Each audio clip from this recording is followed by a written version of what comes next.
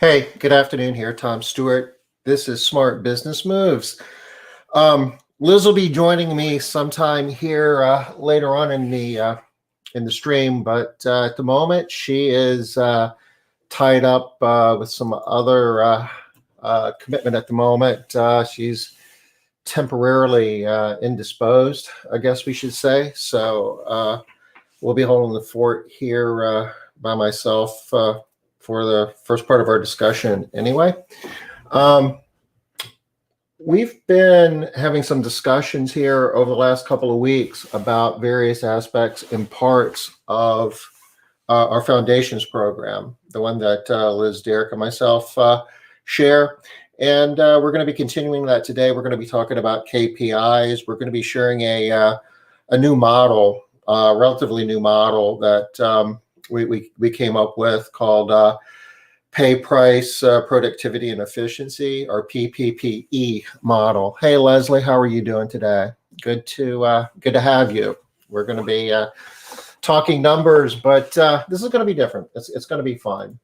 Let me pull up here what we're going to be doing for the rest of the week and next week as well before the day completely gets away from me here. Boom. Oh, stop that. This is our agenda for the 3-week period. And for those of you that were here yesterday, Derek shared SEO in plain English for us. We had some requests for some other languages, but we felt that we would stick with English. And that was a good discussion. I think it was useful. Hey, Linda, how are you today? For you guys who are joining late, just to let you know, Liz is on her way. She's temporarily indisposed at the moment, but should be joining us here shortly. Today, we're gonna talk about numbers a little bit. We're going to be talking about pay, price, productivity, and efficiency, and how those 4 numbers work together to drive profit. And it's a different look, but I think that you'll find it useful and have some takeaways that you can apply to your business. Liz is going to be with us tomorrow, and she's going to be talking about how to improve recruitment to improve retention. So that's kind of attacking it from both ends, because everybody's struggling to recruit people, but at the end of the day, the idea is to hire the right people and being able to keep them. So she's got some new information for us. She's going to be sharing on that.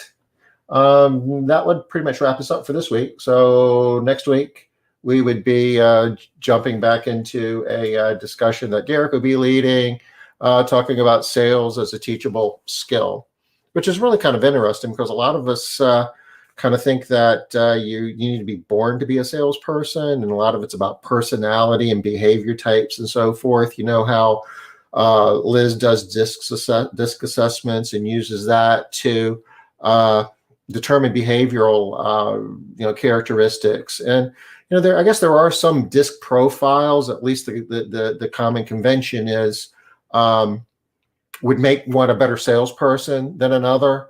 But I think there are a lot of examples that, regardless of what one's profile is, hey, Denise, how are you doing today?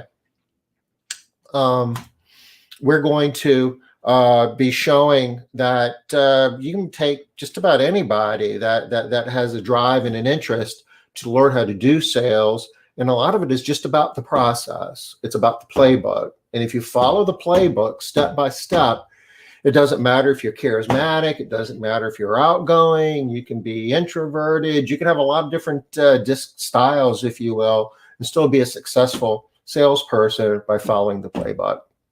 And Tuesday of next week, we're going to get back to KPIs again, and we're going to be demonstrating how stacking income through high frequency recurring revenue is an awesome way to build a house cleaning business, and share techniques that you can incorporate into your marketing plan, into your sales approach, into your scope of work, actually, the type of service that you offer that increases the probability that you're going to be able to take leads and turn them into high frequency recurring revenue. A lot of it is just setting the expectation up front in your marketing and your website and your communication plan to clients that or prospective clients that, any rational person would want recurring service for their home. And then you build upon that through the whole sales and onboarding and service delivery process. So that's what we're going to be doing. And we're going to be wrapping the series up Wednesday, or I guess it would be Wednesday of next week, by controlling your quality standards. And Liz is going to be leading that. I forgot to mention that Thursday of this week and Thursday of next week, we will be streaming and we'll be having shows. It's not going to be part of this foundation's introduction. It's going to be fun. And we've got some activities. We'll be doing Zoom and getting more people, on Zoom calls for those Thursday meetings. And, we might play a game. How about that? Well, I'll go as far as to share that. And some of us will be on the Zoom playing the game, and others of us might be watching the live stream, but it'll be a different experience. Just so everybody knows, if you're interested in foundations and more information about it, there's a website, and I'll drop the website in a link here in chat. And bottom line is, it's an awesome program. We spend a week at the beach. We're doing it this year, October 3 through 10. We spend a couple of days at our office, at Castle Keeper's office in Charleston as well. This location is Isle of Palms. It's a beachfront place. This picture actually doesn't do it justice. I've got a lot of other pictures I need to dig up to actually show. It's got a pool, and it's the ocean's out back, and it's really an awesome experience. And you're locked in a house for a week with other cleaning business owners, and it's immersive. And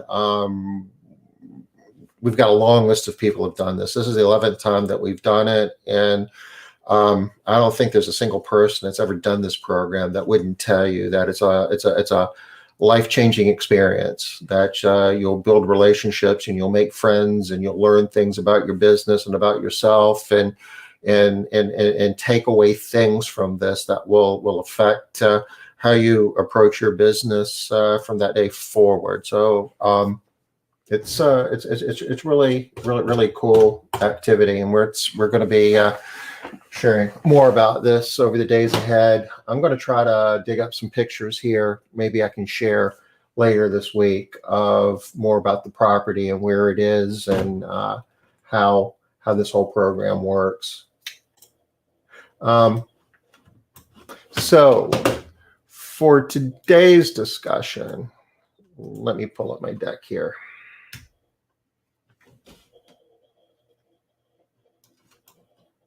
We are going to be talking about managing with numbers that matter. This is parts of this are a presentation I did for the Juneau Summit. Parts of this are from materials that we've used in Foundations past. We got a really cool spreadsheet I'll be able to show you here and kind of walk through some of the assumptions we're making in terms of how these numbers play together, and how by measuring these numbers in your business, you can predict outcomes. And then you can play what if analysis with these numbers to determine what your outcomes would be if you're able to, say, increase your bill rate or increase your productivity, or through making operational changes, basically lower your pay as it relates to revenue, or improve your efficiency, basically out of the day that somebody is working, actually get more cleaning time out of that and reduce the amount of windshield and meeting time. So the agenda for today. we're going to start by just taking kind of a high-level view of the 5 steps of making money in your house cleaning business. And this is an evolution that I've observed over the years that every cleaning business goes through. And when you're first starting out, your focus and interest and needs are in one place. And as you grow, your business changes and your priorities change and how you run your business changes. We're going to talk about that. Then we're going to jump in and actually talk about the pay, price, productivity, and efficiency model, or the PPPE model. Because we've talked about PPP a lot. We've talked about PPE a lot. So we figured, hey, what the heck? Let's just jam it all together and do PPPE. This is completely different. It has nothing to do with SBA loans, and it has nothing to do with personal protective equipment. It has to do with those 4 metrics, pay, price, productivity, and efficiency, and how they all relate together to drive outcomes in your business. I'm going to talk about gross profit and why that's important, and then I'm going to show you our spreadsheet, and we're going to do, I guess the technical term for it is sensitivity analysis, but that's just a fancy word for doing what if analysis. So your numbers are what your numbers are, but if you can put them into a model, you want to be able to say, well, what if I raised my bill rate for $5 an hour? How would that impact revenue, gross profit, and the amount of money I'm making? Well, a model like this will do that for you. So the 5 steps in making money in your cleaning business, pretty much spelled out here. The first step is you want to grow the number of homes you're cleaning. It's kind of funny. Through the coaching work that we've done over the years, on certainly more than one occasion, we've had students that are participating in our programs have gone through foundations, as a matter of fact, who had never cleaned a house, or their company had never cleaned a house. They were starting from scratch. They wanted to do foundations so they would start out the right way and know what they needed to know about the business to be successful, which is rational. It's a good thing to do. The problem was they hadn't cleaned anything yet. And the focus was, we need to write manuals, we need to get our training materials together, we need a marketing plan, we need to build our website, we need to find some office space, we got to figure out, what equipment we're going to get, what chemicals we're going to use, what our pay plan is going to be. And it just kind of goes on forever, and days turn into weeks, it starts to turn into months, and home 1 hasn't been cleaned yet. So you're not really in the cleaning business till you start cleaning something. So you start by focusing on cleaning homes. And for anybody who has started a business from scratch and been successful, that is where the focus is. But shortly, the focus should change from just the number of homes you're cleaning to, what is the revenue you're getting for the homes that you're cleaning? Not only is it important to clean homes, but you want to be cleaning homes that are properly priced to give you the opportunity to generate the gross profit off of those homes that you need in order to have a successful business. Because if they aren't priced right, for those of you who have seen some of our earlier presentations on KPIs, know that if it's not priced right, it's almost impossible for you to have a competitive direct loaded payroll to revenue, in which case you're going to clean a lot of homes and not have much money to show for it. So the second part is growing revenue per home.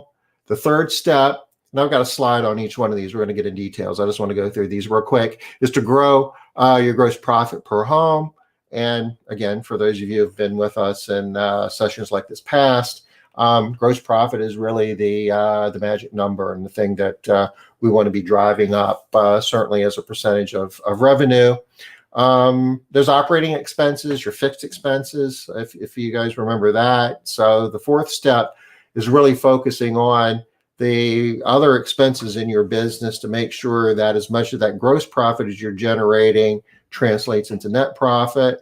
And then finally, if you're making money, at some point, you really need to be thinking about, well, what am I going to be doing with that money? And, you need to be thinking about building wealth and investing it and doing, smart things with it where, it accumulates over time, and you're minimizing your tax liability as you're doing it. And, I mean, those are whole another discussions, but those should be the evolutions of any cleaning business. And you can look at a business and by asking a few questions, kind of figure out where they are in that spectrum. We're all on that spectrum somewhere. So the first is to grow the number of homes that we clean. And that's kind of a sales activity. We talk about the whole sales funnel where you get leads and you take a lead and you do a quote, and you might wind up with some type of campaign where you're nurturing those leads, and eventually some of them are going to decide to do business with you. Out of those, a smaller number of them are going to make a decision to do business with you on a long-term basis, signing up for some recurring frequency. Ideally, it would be, some high frequency, getting their home cleaned every other week or every week. And, you might even have upsell opportunities for through, that whole process. So it's generating leads, it's closing sales, and it's retaining recurring clients. Customer retention is a huge part of that. The whole discussion of what is the lifetime value of a recurring client. And if you remember, we measure our turnover rate as a percentage of monthly percentage of the homes we lose divided by all the recurring homes that we have. And if you take the inverse of that, whatever that percentage is, and divide it into 1, that gives you the number of months that a recurring client does business with you on the average. For instance, losing 5% of your recurring clients a month is not a bad baseline. It's not uncommon to see that. So if you have a 5% turnover rate on your recurring clients, that means your average recurring client is going to be doing business with you for 20 months. So then you can kind of do the math to figure out what their lifetime value is. So what are some of the numbers from a KPI perspective that would be important to a business that is in phase 1, where we're just trying to grow the amount of homes that we're cleaning? As we said, leads per month obviously is an important number. It all starts with having the opportunity to sell somebody something. The number of quotes that we're able to get out of those leads. In this example, we're saying 80% of the quotes we're getting, of the leads rather that we're getting, we're actually quoting. That number can vary greatly depending upon your business model and where your leads are coming from. If you're getting leads primarily from, customer referrals and things like that, you're going to quote just about all of them. If you're getting leads from, lead generation sources like, Home Advisor and stuff like that, where they're taking that same lead and farming it out to several cleaning companies, then you probably are, going to be quoting a much smaller portion of those because they're not, as qualified or as motivated. Another number that you would be interested in managing on phase 1 would be recurring close rate per quote. So out of the quotes that you're doing, you're going to actually close a percentage of them. And then out of the ones that you close, what is your retention rate on those? So all of these are important metrics for a company that is in phase 1. You want to know the amount of leads you're getting per month. You want to know what your quote per lead rate is. You want to know what your recurring close rate is per quote. You want to know what your customer retention rate is. Guess what? These are also important numbers to know if you're in phase 2, 3, 4, 5. So as your business grows, it's not a matter of, well, these numbers don't matter anymore and I need to focus on the other numbers. The numbers in phase 1 are going to be important to you regardless of what phase you're in. But starting out, these are the most important numbers. So then you get to phase 2. And phase 2 is the growth of revenue for the homes that you clean. So we talk about increasing the service frequency, trying to get people who are just wanting one-time cleaning to take recurring service. You want to control the skips. Skip rate is an important metric, at this point.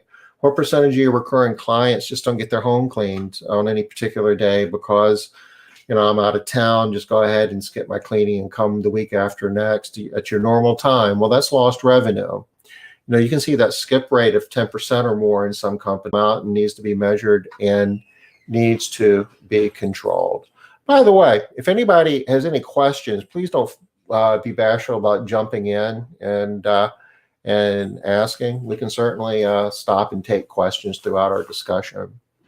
Upsell opportunities are certainly important. Another way to generate additional revenue. Being able to accurately predict the time that it's going to take to clean a home. We call that the allowed time, is really important for so many reasons, because if you're able to predict how long it's going to take to clean a home, you're able to price it more accurately to make sure that you're getting as much money for that home as you should be. You're able to schedule more tightly, more efficiently, so you're able to use the day to generate more revenue out of every hour that you're paying your technicians. It's a number that we use in many ways within our business, that we need to be able to do that, and that's important when you're in step 2 of this process. And you want to be able to consistently raise your rates. You want to make sure that at least on an annual basis, you're kind of doing an audit, a review of your pricing, take a look at the market, take a look at what your costs are, take some assessment as to where labor is going, and adjust your rates accordingly, and do like an annual rate increase for your existing customers. So these are what those numbers look like.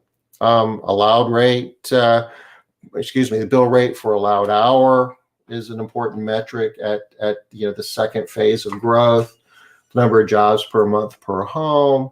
Your price per upsell opportunity, where you're just adding on like cleaning appliances and windows and deep cleans and things like that are all an important metric to be measuring.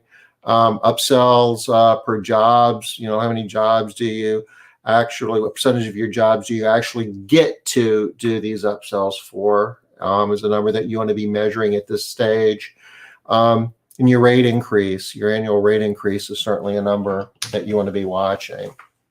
So level 3, I have no idea what that is for. Level 3 is the gross profit. And this is really where things start to get interesting. And quite honestly, this is where a lot of companies struggle. When you're starting out, the idea is getting more homes to clean. Companies are usually pretty good at that. Companies are usually pretty good at, once they kind of get the ball rolling, to kind of figure out what their competitors are charging and kind of charge the same rates. And it's somewhere along the line, you get pretty good at figuring out what your, how long it's going to take to clean a home. When you get to this point, though, when you're really looking at the gross profit, this is where things get tricky. And this is really where the money is made, because we get to improve productivity at this point. And we talked about this at the beginning of the year as well, where training is an important part of improving productivity. And productivity basically is a function of, the amount of time that you think it's going to take to clean a home divided by the actual time it takes to clean the home. And if you're able to constantly have productivity at greater than 100%, then you're going to be more competitive. You're going to be more profitable. Tools, having the right tools is another way of increasing productivity. There's certain products that just clean better, that you can clean, certain vacuum cleaners that will allow you to clean more square footage of carpet, per minute than others. Certain cleaning agents, chemicals that do a better job than others. So a lot of times when we're selecting these tools and equipment, our priority needs to be productivity. Which tools, which chemicals are going to allow us to clean as quickly as possible within bounds of reasonability. It doesn't even matter what you're paying for them. You're going to save that money if it's saving you labor time. It's all about saving the labor time. Tools such as aprons or productivity enhancement tools that should be part of the mix. A committed workforce obviously is part of it as well. You want to have compensation plans that motivate your cleaning professionals to be as productive as possible. Paying based on commission or paying based on job ticket hour, which is basically just determining the allowed hours for a home and paying an hourly rate for those allowed hours, regardless of how long it actually takes the technician to clean the home. If you think it's going to take 3 hours to clean the home, and you might want to pay $20 an hour for just the allowed time, and you pay $60 to clean the home, and if they get it done in 2.5 hours, they still get $60. But if it takes 3.5 hours, they still get $60 for the home. So those types of incentive programs will help with productivity as well. Improved efficiency is another dimension of this. Let's see. Denise got a comment here. Excited for F11. Can't wait to get her numbers in order. Well, you will. I promise you will. And there's going to be work that we're going to be doing before October to kind of help with that as well. But there's a ton of number, crunching that we'll be doing during that week as well. And we're going to be talking about these things like productivity and efficiency. And again, efficiency is the time that technicians spend actually cleaning homes divided by the entire workday, the time on the clock. So we want efficiency to be as close to 100% as possible.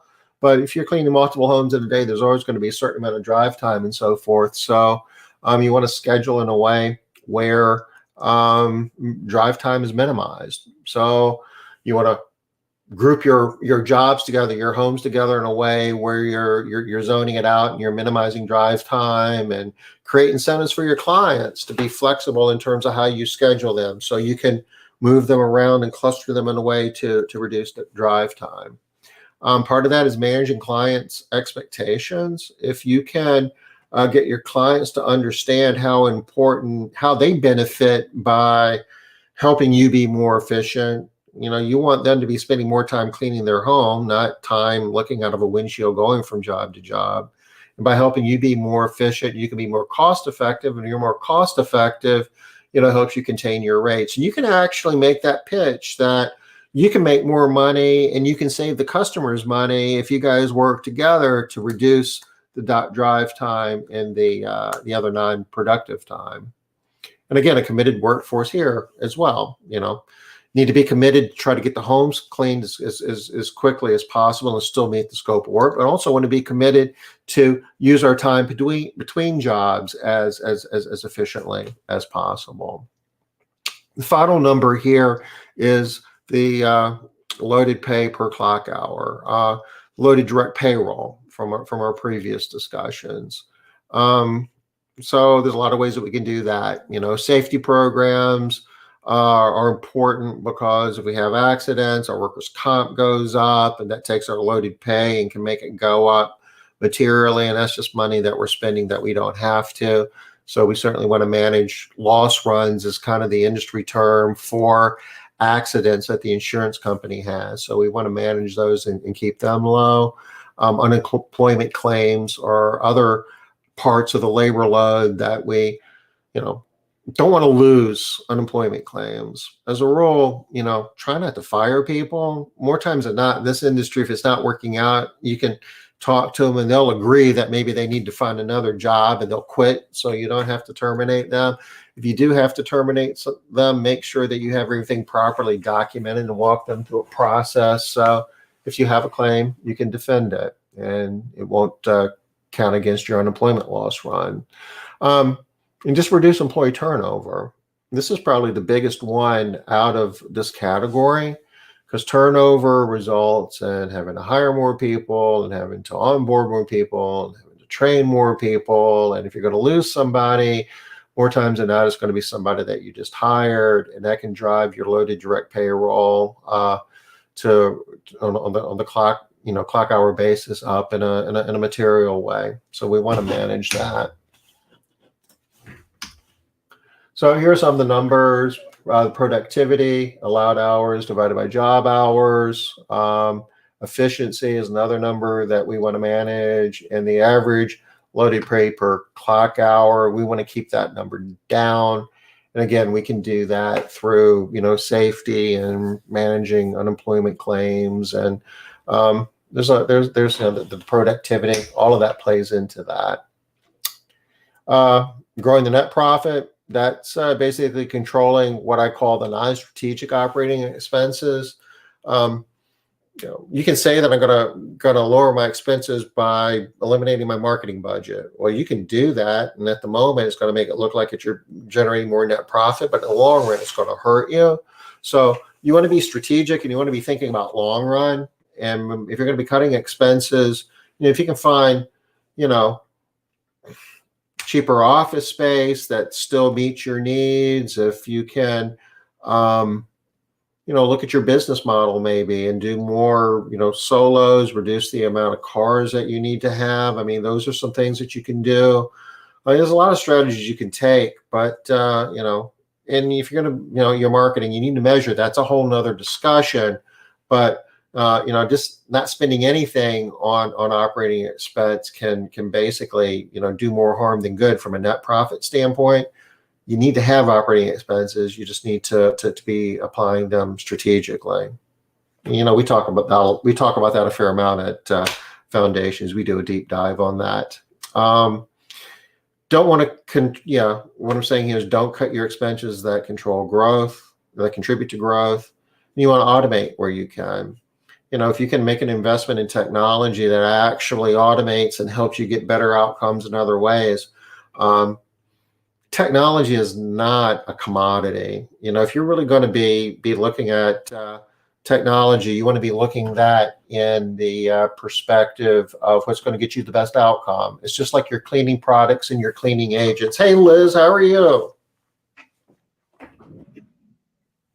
You're muted. I know. I don't know why. Okay, we can hear you. All right, good. I can hear you now too. Ooh, I like your little graphic here, Tom. Looks like I'm missing out on some good stuff here, huh? Yeah, we're kind of going through the stages of growth of a cleaning business, and just for your benefit, we start off just cleaning homes, and then we need to kind of dial in, making sure that we're charging the right amount. Then we do the things to increase our gross profit, which is the whole cost of goods sold thing. Then we talk about net profit, and that's kind of where we are now. And, we don't want to be spending money in the operating expense side that's not strategic, that's not helping us be more profitable, but at the same time, cutting our marketing budget, completely. And there's a lot of things that you can do to make more money, next month, but in the long run, it's going to hurt you. So you need to spend money here. You just need to spend it strategically. So what you been up to, Liz? We missed you. You're muted. You're muted. Can't hear you. All right, try again. All right, well, it has been a crazy week already for me.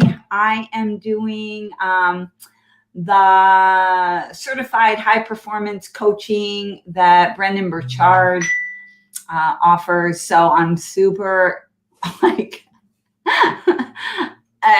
overwhelmed and excited and tired and but I'm learning a ton, and I really can't wait to put some of this new stuff into practice. So anyway, people didn't come here to hear about what I'm doing. I know they really, and everybody's loving the whole numbers thing. So hate to pull everybody away. I'm loving all your new slides, Tom. He's good, huh? Yeah, really classy. Nice. Yeah, super nice. Okay, so the final stage, once you've figured out how to get homes to clean and figured out how to price them and figure out how to, manage the whole variable cost thing to maximize gross profit, and then strategically handle the operating expense side to get net profit, is in time you're going to find out that net profit keeps getting bigger and bigger, and you're going to have a bunch of money, and you got to figure out what to do with it in a wise way. So a lot of things you can do. You can invest it back into your business. You can buy office space, for instance, as opposed to rent. You can acquire other businesses. You can diversify. You can just get into the real estate business in general. There's other things that you can invest in. You can buy Bitcoin. You can do whatever you want to do. But the fact of the matter is, that needs to be part of your thinking. And tax liability is part of it as well, because once you start making money, you're going to find that you're going to be giving a bigger and bigger chunk of it to the Internal Revenue Service. There's all kinds of strategies, and this is stuff that Derek spends a fair amount of time talking about in terms of how to take the profit that you're generating and putting it in 401ks and other types of investments where the tax liability is either non-existent or at least it's deferred, where you'll have to pay it at some point in the future, presumably at a time where the percent of the tax would be less, would be more modest.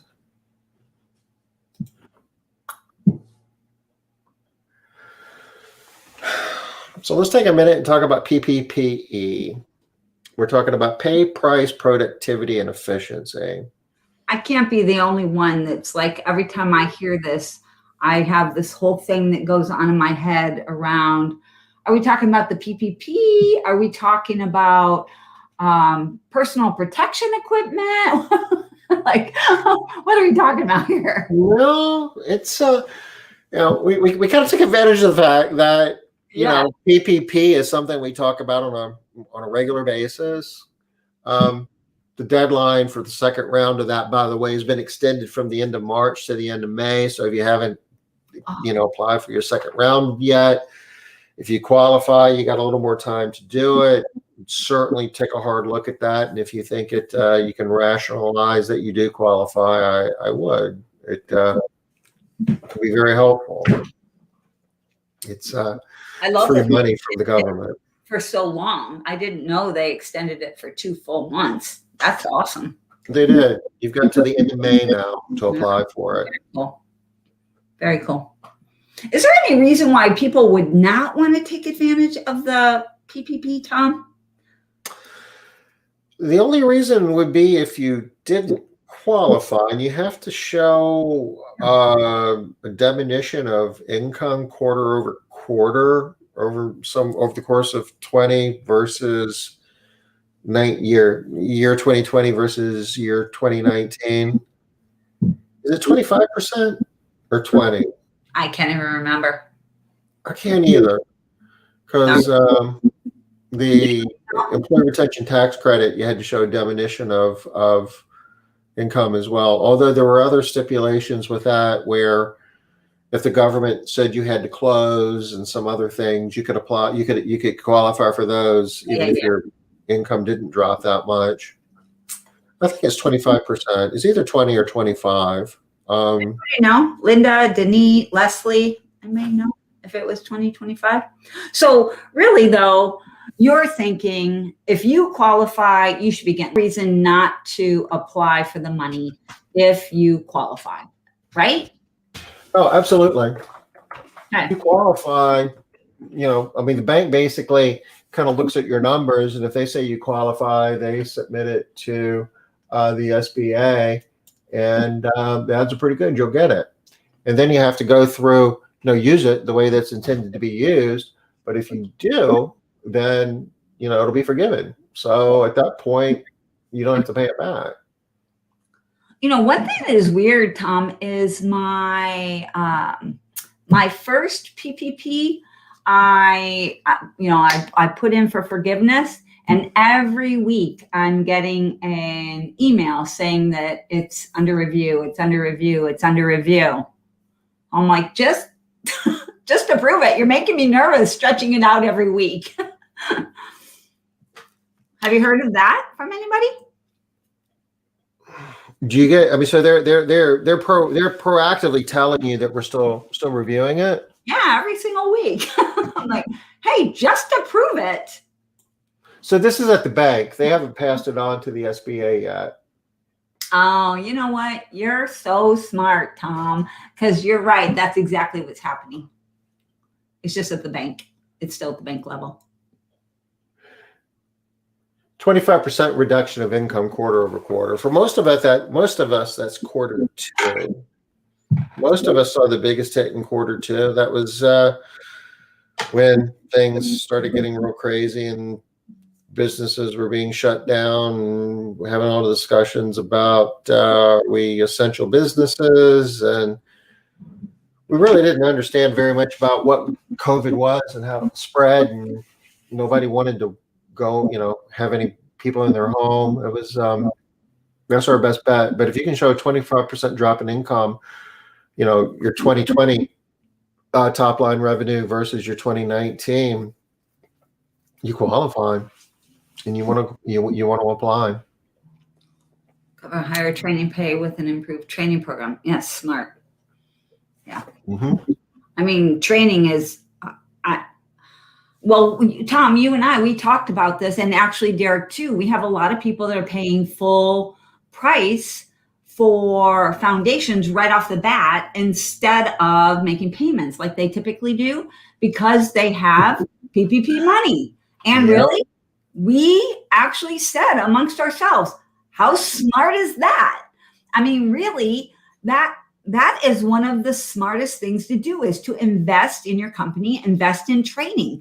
How many other things do you get as big of a return on your investment as you do with training? I mean, I know, and I'm not trying to sell the program, y'all, because actually we're booked up.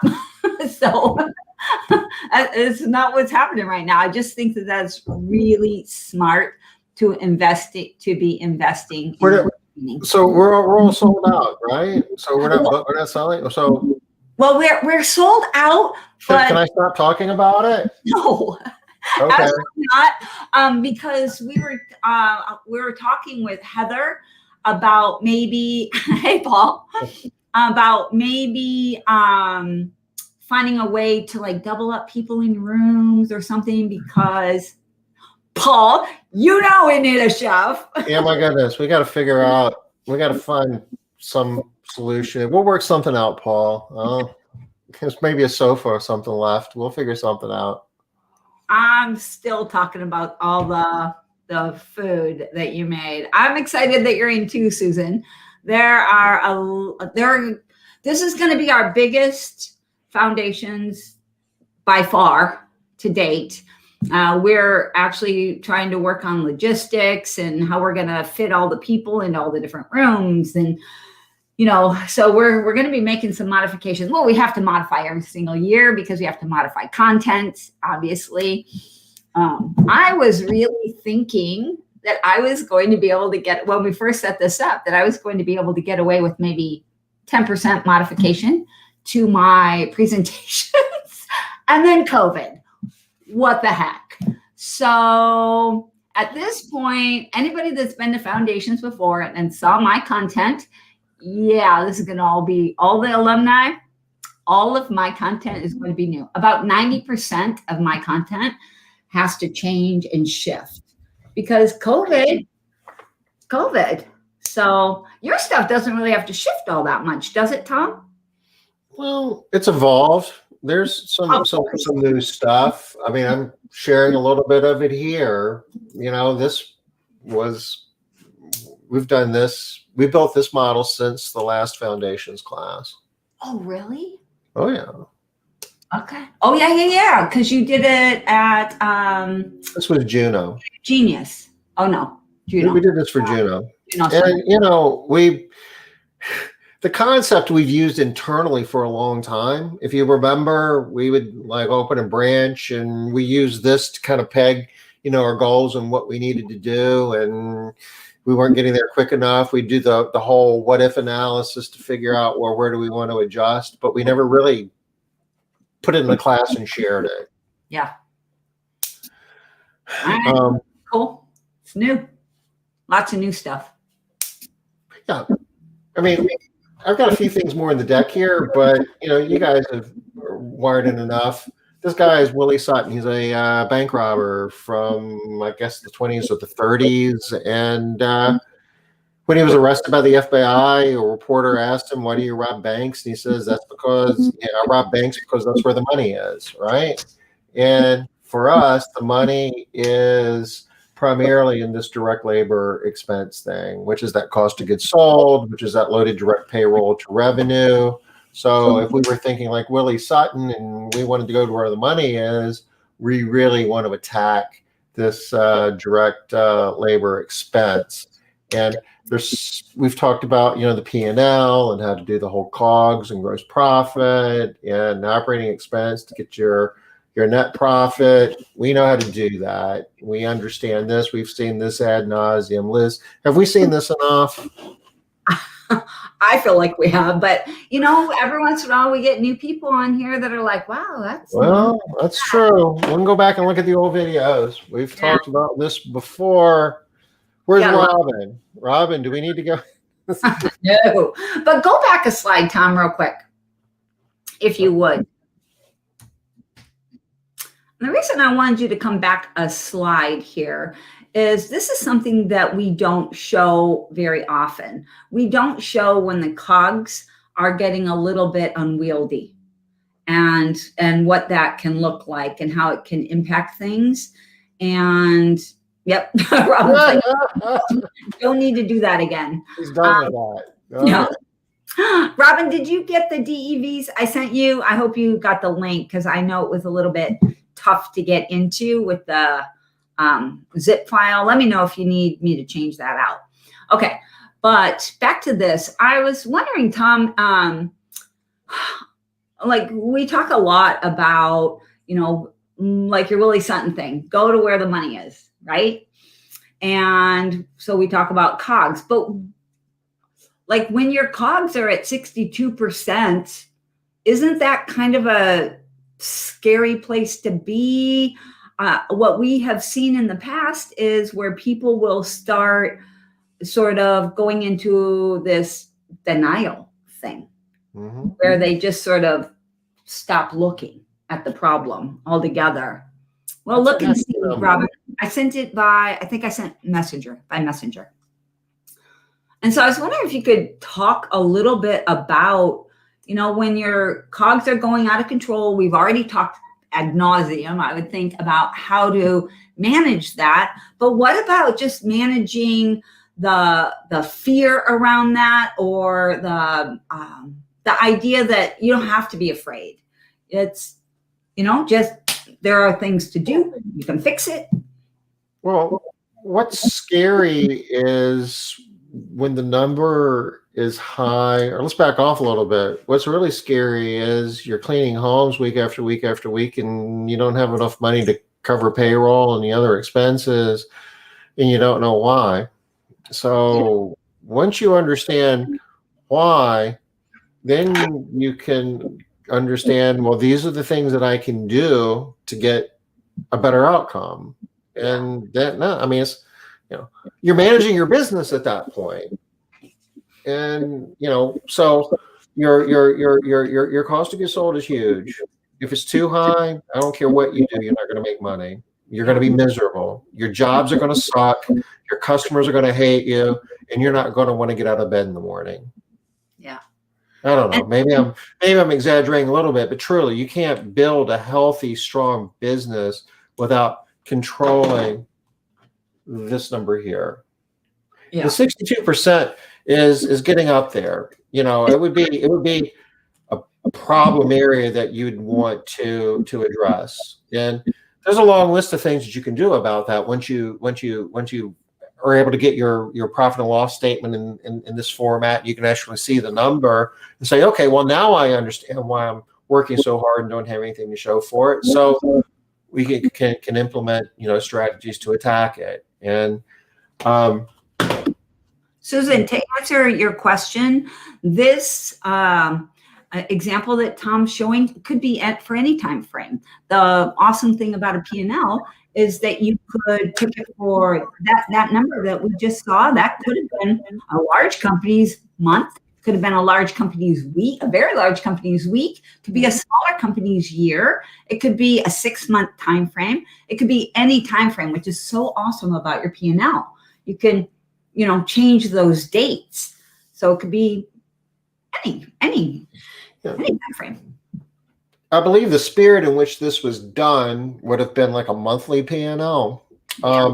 Normally, when it comes to P&Ls, you can run them for any time frame, and for certain circumstances, it's useful maybe to run them on a week-to-week basis to calculate what your revenue was last week and the payroll was this week, because if you do like a weekly payroll, the checks that go out this Friday were for the revenue that you generated last week. So you would divide that payroll by last week's revenue to figure out what your payroll to revenue is. And you can do that for a series of weeks. You can, like if I'm sitting here in the middle of March, I might go back and look over the last 3 months and run a P&L showing each week and jump it in a spreadsheet and do that math. And those are the kind of the exercises that we go through in foundations as well to figure out what your payroll to revenue number is trending.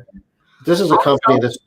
Oh, sorry, Tom. This is a company that's doing, north of $1 million a year, and for this particular month, they did $100,000 in revenue. I had two things that I really want to say. First thing is, it doesn't really matter like what this time frame is. The bigger point that Tom's making is pull your P&L, right? Yeah. Just pull it, whatever.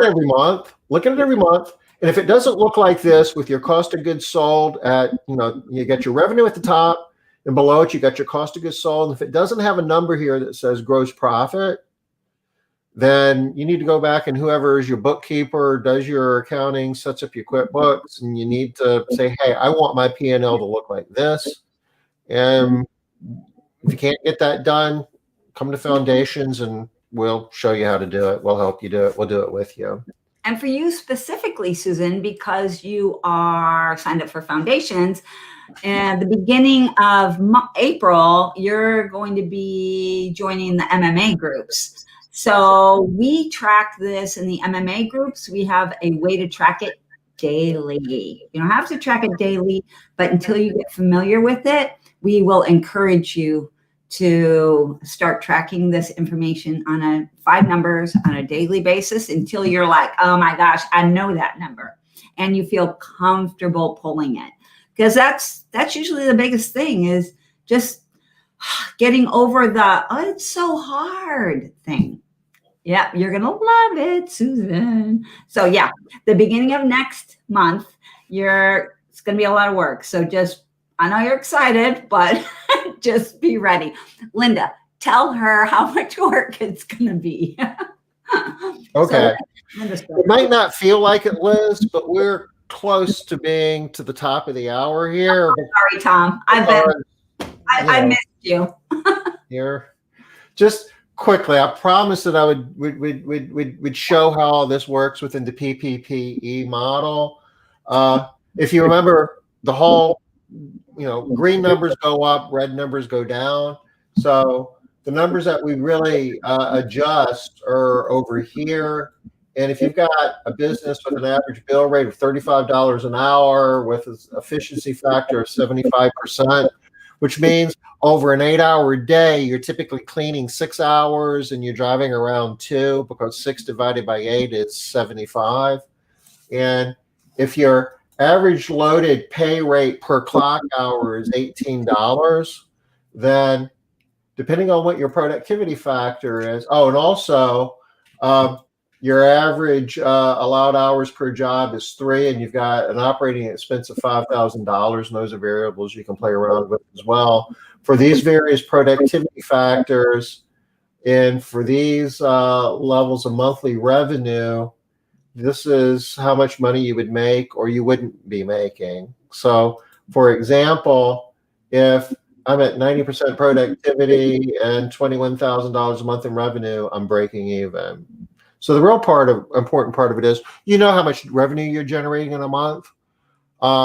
You get things that you can do to drive that number up, and there's things that you can let happen that'll let that number go down. But sitting here right now, you can probably predict at a fairly decent level how much revenue you're generating next month. So you go down here and say, well, I'm generating maybe $20,000 a month. So I would go here, and that's almost 20. That's 19,950.